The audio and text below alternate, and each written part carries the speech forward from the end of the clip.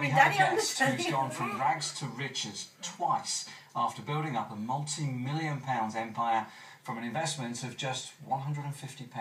Pete Rea from Gateshead built up his carpet cleaning business from scratch when he was just 18, but lost it all in his early 30s. Despite the recession and other setbacks, he now owns a company which turns over millions of pounds. The 48-year-old has written and published this book about his experiences in a bid to inspire others. Pete, thank you for coming in. Yeah, it's my absolute pleasure. How have you done it? I want to ask you, but first of all, tell us a bit about your experiences. Okay, well, basically, in the shell of it, I left school without any education, and I just went from one dead-end job to the next dead-end job. Found it increasingly difficult to secure anything with any real future. So in complete desperation, I started really stepping up the activities. A friend of mine got me a job working for a carpet cleaning company. I had a chance meeting with a multi-millionaire who shared with me some advice that I think was absolutely life-changing. I decided to put that advice into practice, and literally within a few months, I was promoted within that company. I then got great support from clients. I set up my own business. You've left us all hanging. Yeah, what is the advice? Sorry, okay. It was basically to become more than everybody else. If you want more, you have to become more, you have to excel, you have to work as if you're being paid £100,000, even if you're not. Go the extra yard in absolutely everything that you do. Get yourself noticed. Opportunities will present themselves. But that's quite difficult because you lost it all first time round to sort of pick yourself up and get back on again. Yeah, that's absolutely right, I made some bum decisions. The market's changed. Came down to earth with a big crash.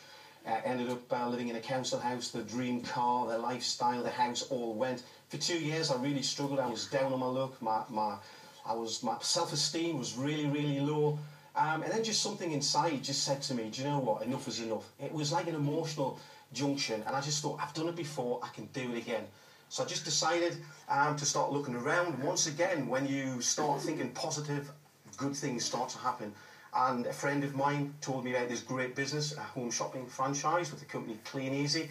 I needed £150 to start my franchise. I didn't have it. He lent me the money. I got started.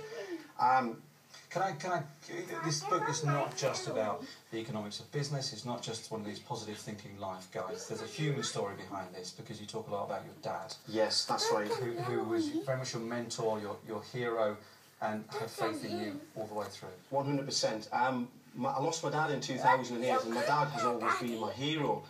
And I was with him whilst he was passing away, and he said something to me that I'll never forget. And he just said, son, you've got magic inside of you, and you must continue to share that magic. So that's exactly what I did. I decided, and I made a promise to him, that I was going to write a book, that I was going to do my very best to put into that book the important information that I feel will help people live a better life. And what would be your advice, very briefly? Well, I think first and foremost, you probably have to get the book, because you could just sum it up in 30 seconds. And second? But secondly, I think it's believing better, find out what it is that you truly want in life, and you've got to commit that to paper. Then you've got to decide if you really want that, and if you're prepared to find ways to go about achieving that. And that's the start of the journey. You've got to know what you want. You've got to have some passion and desire inside. There's a few clues to the start. Yeah, the how-to. That's all we've got time for. Okay. But if we've started a few journeys, we've done well. Brilliant. Your Thanks very much. Enthusiasm is infectious. Cheers, Claire. Thank you. Now artists are opening their work